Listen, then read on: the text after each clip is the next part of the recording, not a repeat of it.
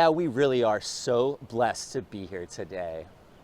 My name's Antho, Mr. Hyperlocal. We have today a fantastic guest speaker. This gentleman is a real South County OG, Doctor of Veterinary Medicine, 8-year former Laguna Beach lifeguard, Dan Gordon. Dan, pleased to have you with us today. Antho, so great to have you, man. This is so great to be here. I really enjoy this opportunity.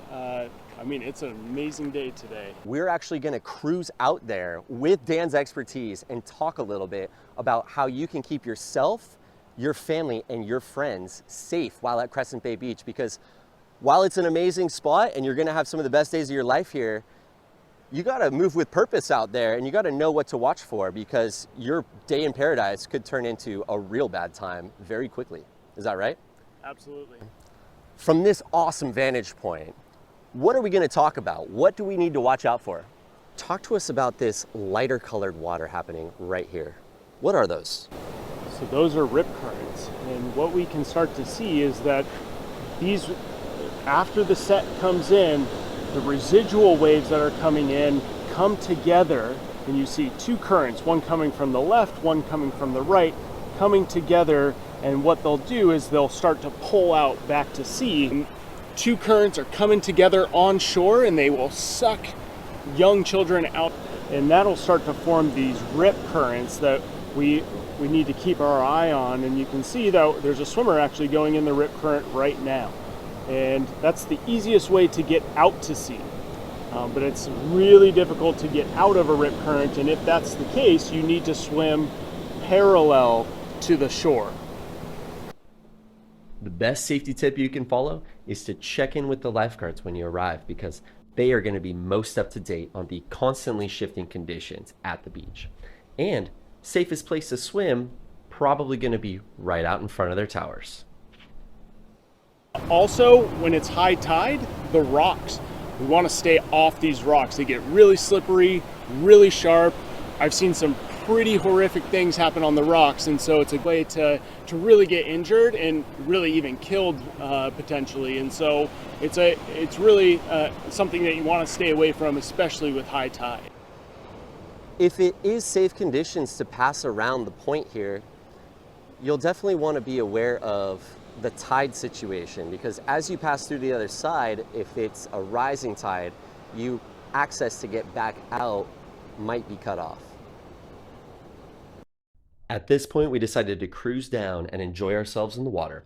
And then right after the lifeguard went off duty, something happened. Hey, should we go over to him? We should swim, yeah. Two people, fully clothed, were cruising around the point with a 4-foot rising tide and inconsistent sets.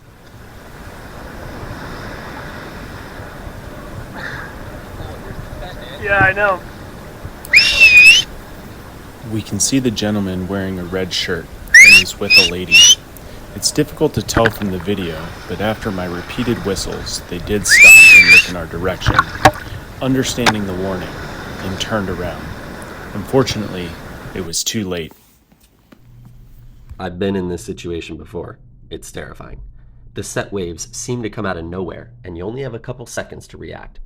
There's not a lot you can do at this point, but if there's time, you can try climbing to higher ground, positioning yourself behind a rock, or preemptively jumping in the water.